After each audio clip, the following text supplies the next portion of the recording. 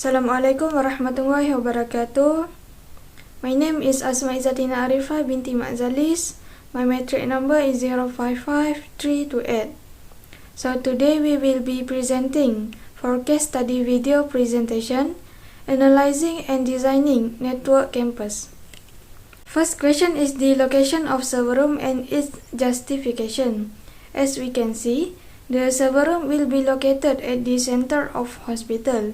It should not be along or on an outside wall, and it should never have an external window.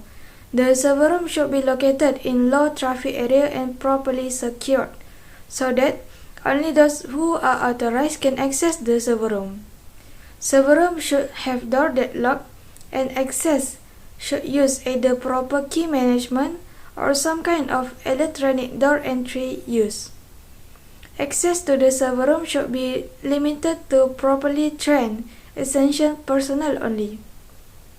The server room should be located at low traffic area, where it was not crowded and away from public walkways such as lobby. The server room need to be in white space with a cold environment to keep the server's temperature. Assalamualaikum. My name is Nur Aisyah Nabila binti Zulkifli. My matric number is 055203. The next question is location of routers and switch and their justification. First of all, we need to know what is the function of the routers and switch. Switch facilitate the sharing of resources by connecting all the devices, including computers, printers, and servers, in a small business network. This connected device can share information and talk to each other, regardless of where they are in a building or on a campus. Building a small business network is not possible without the switch to tie devices together. Just as a switch connects multiple devices to create a network, a router connects multiple switches and their respective network to form an even larger network. This network may be in a single location or across multiple locations. When building a small business network, you will need one or more routers. In addition to connecting multiple networks together, the router also allows network devices and multiple users to access the internet. I would suggest having 7 routers and 7 switches for the hospital. The router's location should be placed in the open area. A good rule of thumb is always to have the router visible, as putting it in an insecure area will dampen its effectiveness and negatively impact the connection. Next, avoid to place the routers from electronic items. Be aware of common electronic things within the hospital when setting up. Cordless phones and other devices that use radio signals to communicate are especially problematic, as this device will crowd the channel and compete with the broadband connection. So, a room like X-ray and ultrasonography device that use radio signals will be avoided to set up the routers and the switches. Next, switches should be placed in a room or area near the office. It is because the space, like doctor rooms, office, always require many machine and network usage. For reception and lobby, they need more network to keep in all the information about the patient, like an appointment, the details about the patient's date awarded, disease faced by patients, and so on. So, I suggest putting each router and switches in the lobby and reception.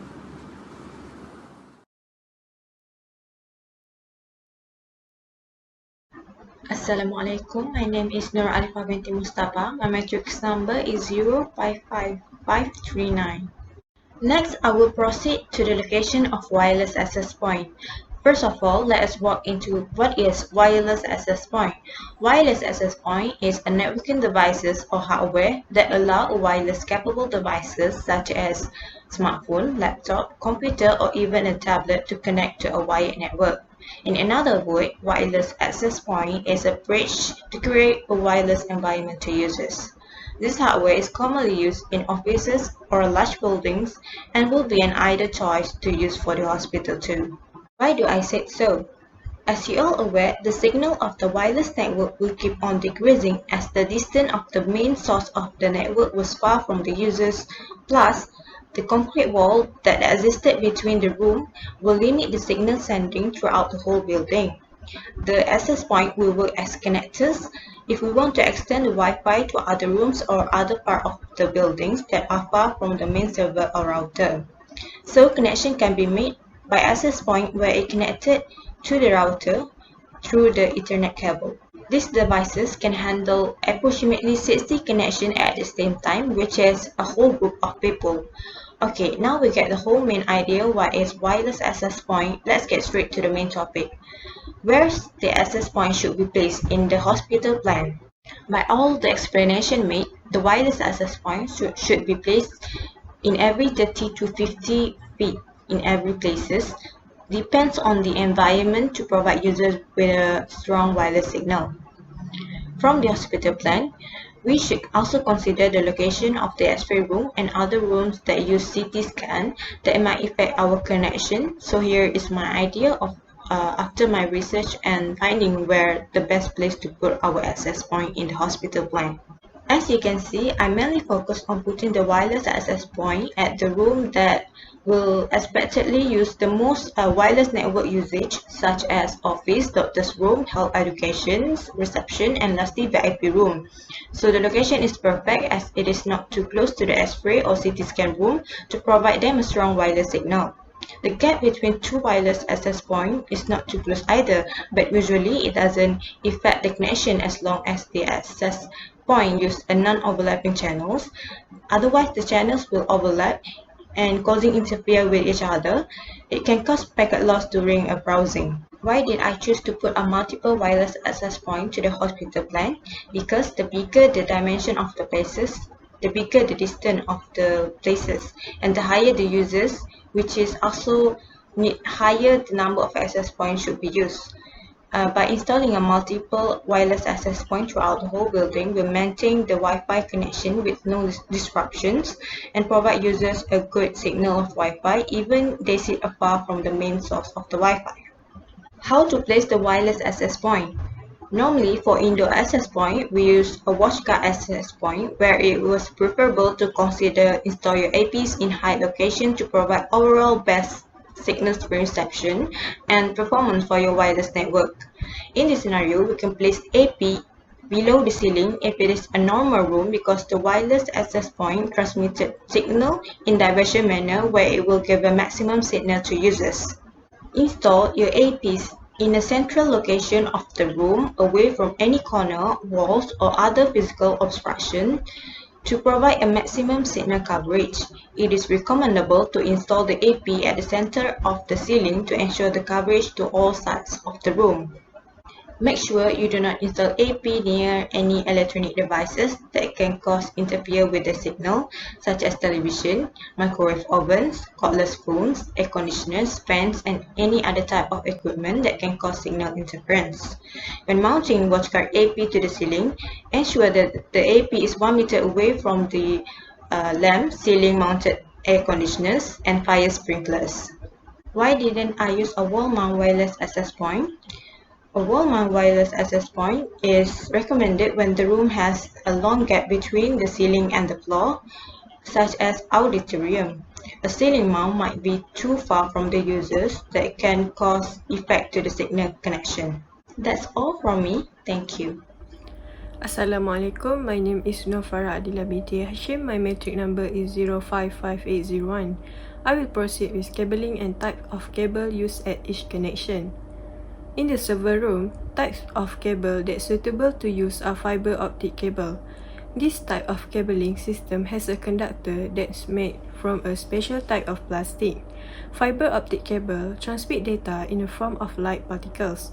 It is suitable to use for a long distance and high performance data networking. These cables are expensive and very prone to damage. Moreover, for the router and switch, we use a straight-through cable. This cable is a type of T-pair cable that used in the local area network. It is used to connect a router to a hub a computer to a switch, and a LAN port to a switch or computer.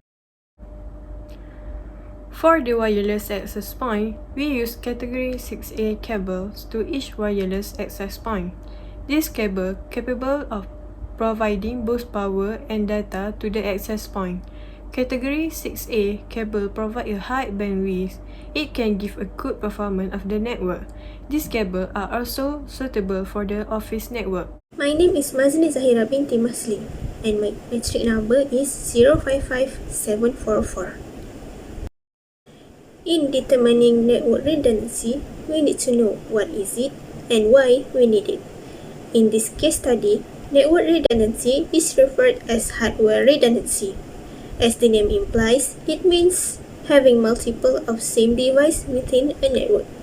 Network redundancy is important as a backup when network failure happens. When creating a network, we should analyze its architecture, devices, that is crucial in network plan, and the risk or disaster that might occur.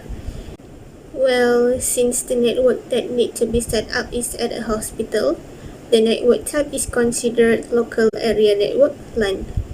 Both switch and routers that connected needs to be redundant to prevent single point failure.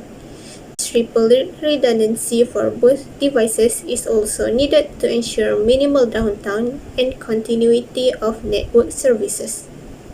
Assalamualaikum and hi, my name is Nurhani Srayana binti Muhammad Rashid. My matric number is 056251 from KRK. I will explain cause of proposed converter network design solution. For switch, we use TP-Link T2600G -28TS with 24 Ethernet ports. It is a managed switch since in the hospital will face a lot of patients per day. It also comes with L2 feature to help internal traffic, more efficient use of network resources. This switch supports GUI and CLI and protected with SSH encryption, and lastly provide reliable secure solution to buildings.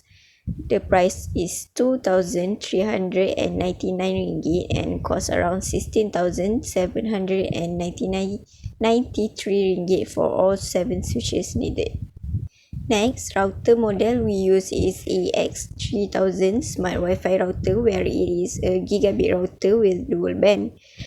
Implement of Wi-Fi 6 router technology that offer lower latency compared to Wi-Fi 5 can be connected to more devices simultaneously. It has OFDMA technology and MU-MIMO that help in improving the network capacity and efficiency. Price for one router is 460 ringgit and overall cost for 7 router is 3,220 ringgit. Access point in this network design is EAP245, also a model by TP-Link. It provides speed total 750 Mbps with dual 450 Mbps on 2.5 GHz and 1300 Mbps on 5 GHz. It has the ability of load balance to ensure large number of users have smooth network experience in high density network. PoE are important since it let power a device such as surveillance camera or IP phone. An overall price of 7 access point is 3,213 ringgit. We also need desktop in this network design. Innovating Center M70T is affordable and reliable as solution. This desktop use Intel Core i5, which is relevant for fast processor, and also come with 4 GB RAM and 1 TB HDD. This model has certified as low noise emission and budget friendly, where only costs 1,881 ringgit per item, and we require 30 items. It will cost 56,430 ringgit. For cabling to connect all the devices, we use 1,000 feet of C85 C85E network cable since it provides high speed and low price, which costs 460 ringgit. We also use 100 meter of C86A that support up to 10 G per second with bandwidth 550 MHz and cost around 2,152 ringgit. RJ45S connectors, since it is suitable for those cables to be connected to devices. We require 10,000 pieces and total cost is 460 ringgit. This is overall cost for all items need in the solution. The total is 82,728 ringgit. That's all from me. Thank you.